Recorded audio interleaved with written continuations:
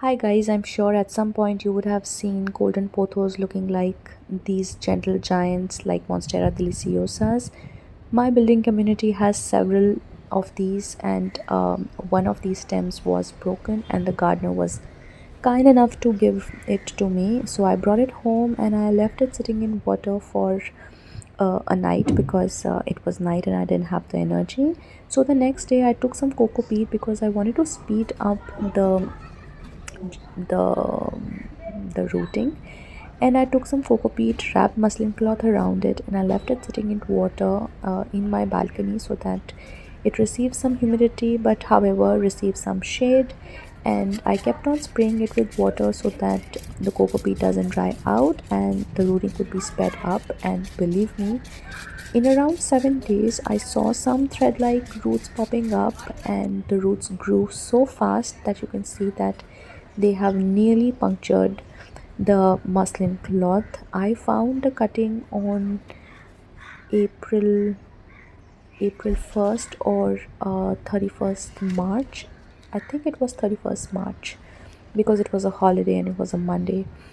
And you can see that the bottom petiole is drying because obviously the cutting cannot provide enough food to maintain such lush foliage. So I went ahead and I removed that, and I was pretty careful, and later I was getting frustrated, so I had to use the scissor to remove the muslin cloth because the roots were pretty entangled. You can see that the roots are very long. I don't know um how so quickly the roots became so long, because that that seriously has never happened to me, that the roots would grow so quickly. I used regular tap water, and I was spraying it with tap water. Maybe it was the cocoa peat thing that encouraged the cutting to produce the roots quickly. Anyway, so I took up some scissors and I hurried up and removed the muslin cloth, and without disturbing the root ball too much because I wanted it to stay intact and go into the potting mix as it is, so that the plant can settle down, and without stressing so much it would settle, and it would start producing the roots and quickly adjusting to the new growing environment. So for the potting mix I just used a lot of cocoa peat because that was the medium I gave to the roots to grow.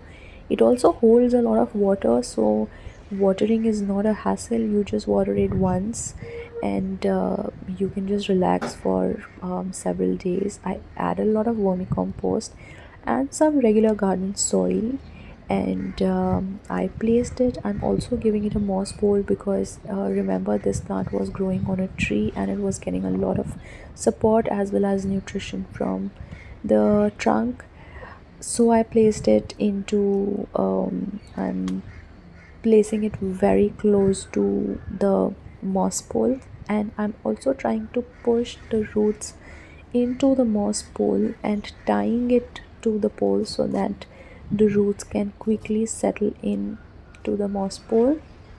Also, this large foliage that you are seeing, I'm also trying to tie it close together so that the leaves are not, you know they don't spread out too much because I wouldn't want the foliage to get damaged. So I'm very happy with how it turned out, because I think I could also try it with monsteras or any other cuttings. It would be interesting to see if that would also work out. And I don't know, let me know if you liked this video, and thank you so much as always for tuning in and for extending your support. Until next time, bye.